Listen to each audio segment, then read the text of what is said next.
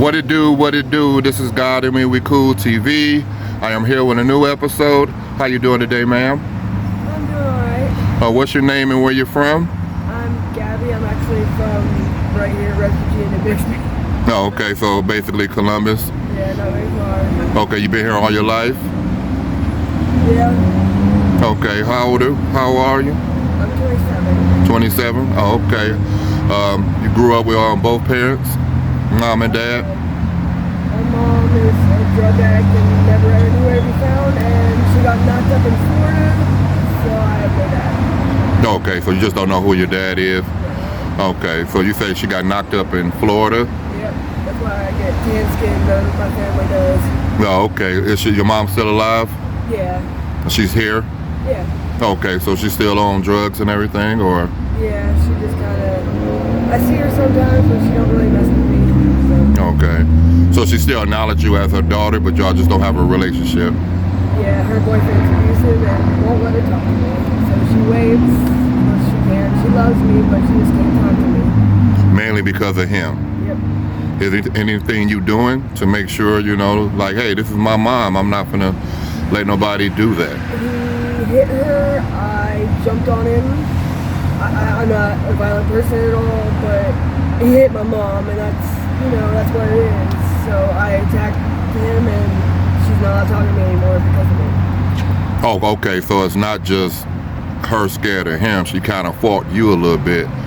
Fought you a little bit for jumping on him. No. Okay. She's terrified of him, and he blackmails her to be with him. Okay. I got you.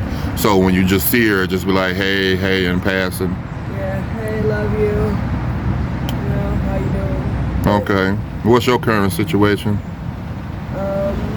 I'm living out here. They kind of kicked us out of the woods where we were, so we're still moving around trying to figure out where to place our tent again. And when you say they, meaning?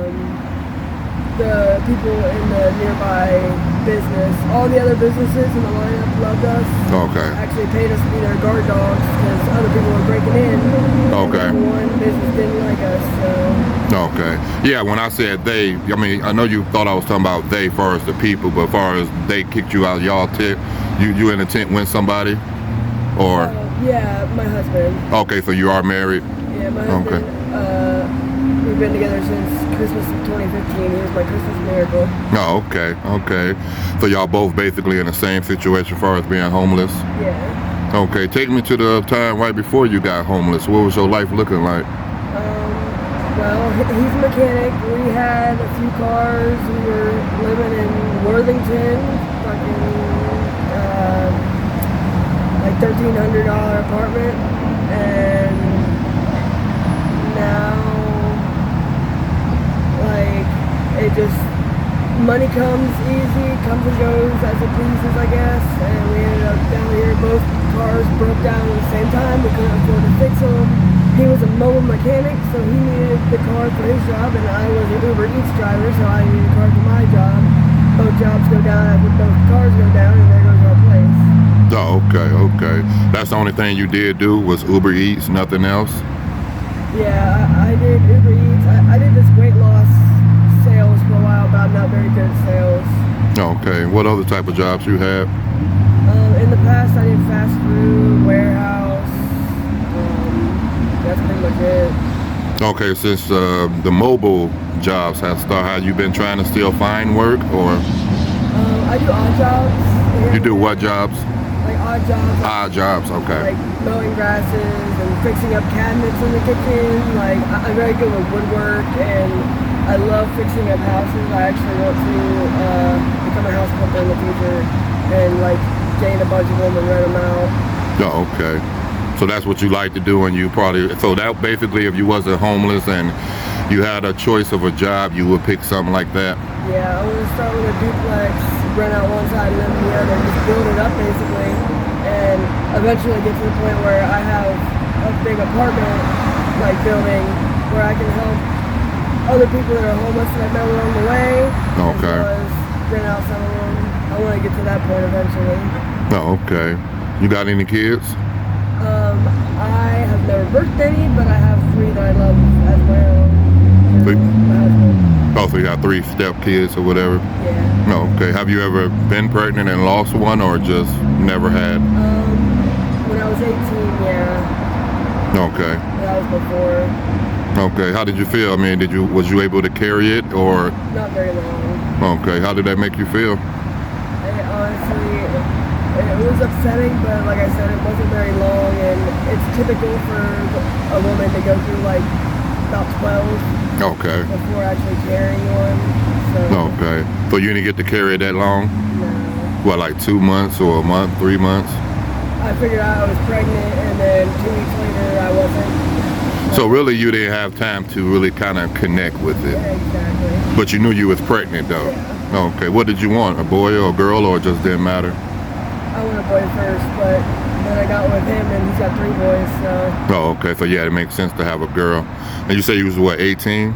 yeah. And was you in school or out of school? I was a senior in high school. Okay. You graduated? Not then, but I did now. I went back through, it's a 18 plus or 21 plus program online, and I was determined. Everybody kept telling me to go get my GED, and I was like, no, I want my diploma, I'm doing it right. So I found a program that would let me get my actual diploma, and I actually only had a half a credit that I needed to pass to complete. To graduate. I was so close. Well, who was you? Was staying with your mom at the time, or? No, I was staying with my best friend and her dad. Okay. When was the last time Mama was actually doing Mama duties? How long ago was that? Like when you was in high school or middle school? A few months ago, she let me live with her for like 2 weeks before her husband beat her up, and I was not having it, so I got kicked out for attacking him, supposedly. So that happened way back then, or? That was just a few months ago. Okay, I know. I was saying when you was in high school, was you staying with your mom or you was staying with your friend at the time? When you was in high school, around the time when you was in the 12th grade. My aunt adopted me when I was 7 or 8 years old. Okay. And so I was with her most of my life. Okay, so Mama really didn't really do. Just did a lot did her part up until you were 7 years old, and that's when Auntie took over. Yeah. Okay, what's your relationship with the Auntie now? She's still alive? What's going on with her? She's still alive. She was a hover parent from hell. A what parent? A hover parent. What do you mean by that? Like, she would go to my classes with me, like, to make sure I was doing my work. She was reading through all my messages. She had screen recordings to see all my video game screens on my computers, phones, all that. Like, she was more of a stalker than a parent. Well, say that word again. You said she was a what parent? A hover parent. Like, Spell that. You know how to spell it? Hover, like hovering over. Oh, okay, I got you. That type of parent. Okay. Yeah. Hover, okay. I was trying to understand how you were saying it. Okay. She had 2 boys, and she loved them way more than me. She basically bought my love. She'd buy me anything I wanted, but the actual love that came from her heart, she gave to her boys. Okay. Was you happy that she was, at least in your life to do, even if it was hovering, do you feel she did a good job as a second, basically a second parent? She did alright, but I'm severely traumatized because of the way she was. Okay. Like, my whole life, all I did was beg for my mom to be back. And like, when I turned 18, Mom took me back in, and I ended up leaving her too, but that was because I was 18 and trying to move out on my own. Right. It wasn't like a runaway type thing, like when I first turned 18 from my aunt. Okay. I know for a fact my mom has more love for me than my aunt does, even though my aunt took care of me. Right, because I know it had to be. So much love. Right, because I know it probably had to be hard for the auntie, because like you said, she had 2 boys, and she probably felt she was, not to give her any excuse, but she probably felt like, she wanted a mini-me, she wanted a girl, and I've been a tomboy my whole life, and I was not the girl she wanted. Right. Oh, okay. So, what were some of the things you did in high school? Like, did you play any sports, cheerleading, or? Definitely not a cheerleader. But I played soccer, basketball, and track. I was in gamers club, chess club, anime club. I was active. Yeah. Okay, what was your favorite? Did you see yourself doing one of those after high school? I wanted to continue basketball, Okay. but my aunt took me out of all sports because, well, she thought I couldn't keep up with sports and have a job that she forced me to have. Okay. Okay, what position was you playing? I was post, but then everybody else grew taller than me, so I ended up playing like mid. Like the forward, small forward or something? Yeah. Oh, okay. Okay. What's your relationship with God? Well, it's been rocky throughout the years, but now I'm a believer. At first I was an agnostic atheist, but as you probably know, like agnostic means like you're curious about it, you want to know. But when I was younger, my aunt forced it down my throat so hard that like it became like school, like a chore. Right. Do that. Like she forced me to wear dresses, and I actually got to the point where I hated God, and it sucked because it wasn't that I hated him, it was that my aunt forced it down my throat. Right. Like wouldn't let me be myself. Right. And then later in adulthood, I got my own relationship with him and was able to mend that. Okay. So it got better. Okay. Because you really, so basically you wasn't understanding. Obviously she had her beliefs, right? And like you said, you younger, so obviously she forcing the beliefs on you. And you probably didn't understand. But if she was hovering over you, and you didn't like that, so I write essays after church each Sunday. She'll force you to do that? Yeah. Oh man. I could only force that I had was like, yeah, you're supposed to believe in God and get your behind up and we about to go to church. But I wear nice clothes, but I didn't have to wear a dress. Like, come on, just tell me to go to church. Yeah, it was irritating, but like, okay, I'm getting up, going to church, and then we're going home. Like, that's fine, but when you make somebody write an essay after church and like the two boys that you have don't have to do it. Right. Like, it was just a big mess. Yeah, I can differently than them, and it was unfair. Yeah, I can understand that. Oh, okay. When the last time you been to church? Well, usually I go every Christmas with my family, but I haven't really gone much. That's my church and God are two different things. Right. Organized religion, I feel, has been corrupted by people.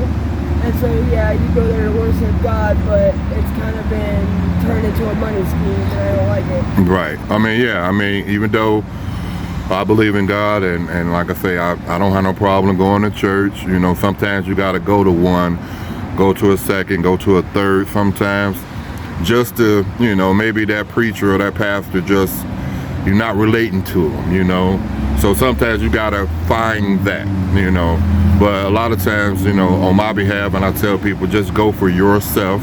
And I get the whole money thing, you know, the money thing, because people do say that, you know. That's one of the top things that everybody hate about going to the church, because they feel like it's, in your words, like corrupt and everything. So I've gone to ones like streams.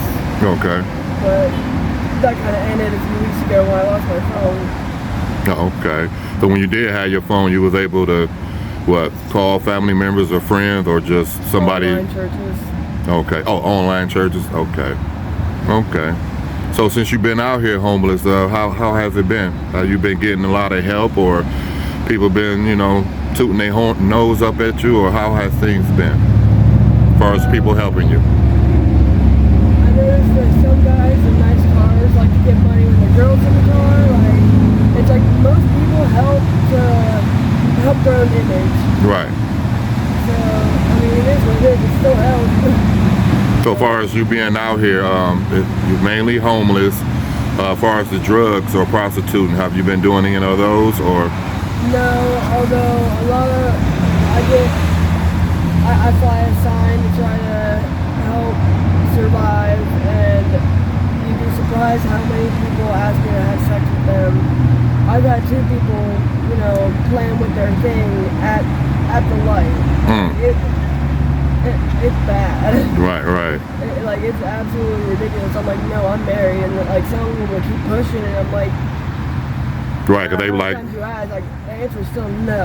right, because they looking at you and your situation like, yeah, she probably would do anything for this $5, $10 or whatever. Like, so, whatever, $5.